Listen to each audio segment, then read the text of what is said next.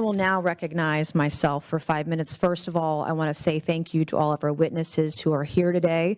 I also believe I want to say that the American people deserve transparency, not just on JFK files, MLK, Epstein list, all the things. I also want to say I'm grateful to President Trump for keeping good on his promise for transparency.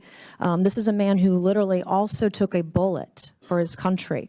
And I agree with you, Mr. Stone, on your testimony and your opening statement.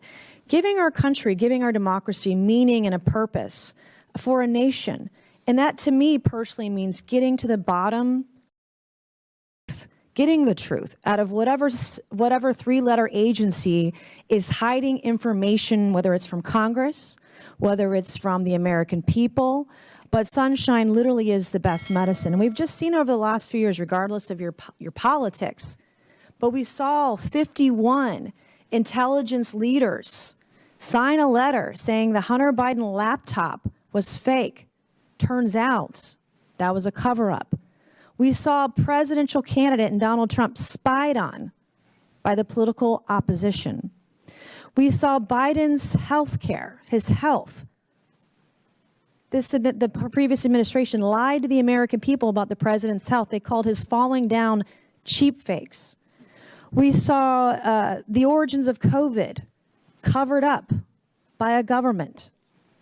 We saw documents after documents, hidden from the American people. Donald Trump was treated differently when they found documents at Mar-a-Lago versus the way Joe Biden was treated when they found documents in his garage. The government tried to cover it up, tried to cover from him. We were lied to about drones just in the last few months. And so when we talk about this, the deep state, not only was it around during JFK's assassination, but it's here today. It is right before our eyes. And they are doing this in real time with regards to the Epstein list, which the government still has not released today, and the American people deserve to know who rich and powerful is on that list and who the government is covering up for. So for decades, we've seen this happen, and I'll get to a few questions. Mr. Morley, I want to start with you first.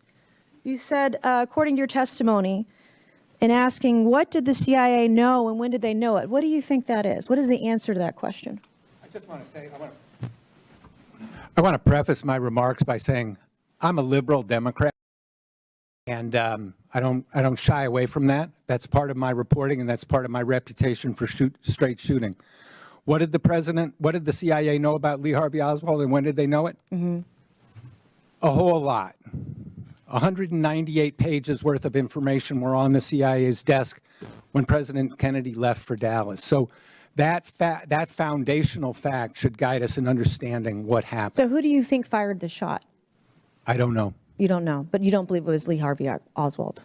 Oswald was not the intellectual author of Kennedy's death, even if he fired a gun that day. Who do you think was the intellectual author of Kennedy's death? Kennedy's enemies high in his own government is as specific as I can be based on the available evidence. Mm-hmm. Probably CIA and Pentagon. How long had the CIA been surveying Lee Harvey Oswald before the assassination attempt? 4 years. 4 years. And what are some of the highlights of the CIA's pre-assassination file on Lee Harvey Oswald?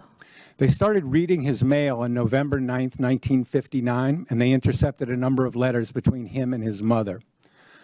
Those letters were forwarded to James Angleton in the summer of 1962.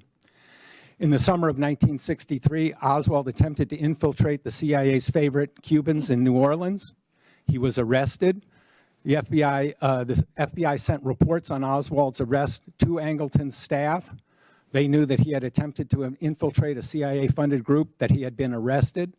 And then they learned that he had attempted to travel to Cuba, a violation of U.S. law at the time, and he had made contact with a KGB officer in Mexico City. Okay, Mr. Morley, did the CIA or FBI have intelligence prior to the assassination of President Kennedy that Lee Harvey Oswald intended to kill him? No.